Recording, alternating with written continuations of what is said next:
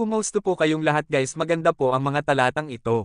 Tara at pakinggan. Kung paanong napapabaho ng isang patay na langaw ang isang bating pabango, ganoon din ang kaunting kamangmangan, nakakasira ng karunungan at karangalan. Ang taong marunong ay gustong gumawa ng kabutihan, pero ang hanggal ay gustong gumawa ng kasamaan. At kahit sa paglalakad ng hanggal, nakikita ang kawalan niya ng karunungan at ipinapakita sa lahat ang kanyang kahangalan. Kung nagalit sa iyo ang iyong pinuno, huwag ka agad magbitiw sa tungkulin, dahil kapag nawala na ang galit niya baka patawarin kanya gaano man kalaki ang iyong kasalanang nagawa. May isa pa akong nakitang hindi maganda rito sa mundo at ito ay ginagawa ng mga pinuno, ang mga mangmang ay binibigyan ng mataas na tungkulin, pero ang mga mayayaman ay binibigyan ng mababang tungkulin. Nakakita rin ako ng mga aliping nakasakay sa kabayo habang ang mga dakilang tao ay naglalakad na parang alipin. Kapag ikaw ang naghukay, baka ikaw din ang mahulog doon. Kapag lumusot ka sa butas ng pader, baka tuklawin ka ng ahas doon. Kapag nagtibag ka ng bato, baka mabagsakan ka nito.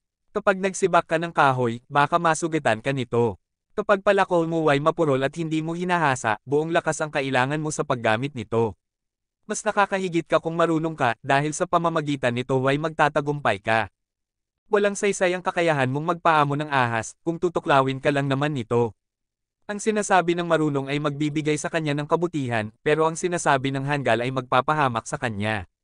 Kaumpisa pa lang kamangmangan na ang sinasabi niya, at kinalaunan ay naging masamang-masama na parang nawawala na siya sa sarili.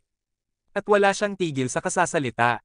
Walang nakakaalam tungkol sa mga mangyayari sa hinaharap, kaya walang makapagsasabi kung ano ang mangyayari kapag tayo ay patay na.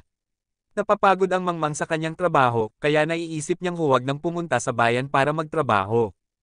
Nakakaawa ang isang bansa na ang hari ay isip bata at ang mga pinuno ay puro handaan ang inaatupag. Pero mapalad ang bansa na ang hari ay ipinanganak sa marangal na pamilya at ang mga pinuno ay naghahanda lang sa tamang panahon para sa ikalalakas at hindi sa paglalasing. Pinapabayaan ng taong tamad na tumutulo ang bubong ng kanyang bahay hanggang sa mawasak na ang buong bahay niya. Makapagpapasaya sa tao ang handaan at inuman, at ang pera ay makapagbibigay ng lahat niyang pangangailangan. Huwag mong susumpin ang hari kahit sa isip mo lang o ang mayayaman kahit na palihim lang dahil baka may magsabi sa kanila. Mga Ngaral Kapitulo 10 versikulo 1 hanggang 20. Guys, kung nagustuhan ninyo pa like, share and subscribe at papindon na din nag-button bell. Maraming salamat po. God bless you all.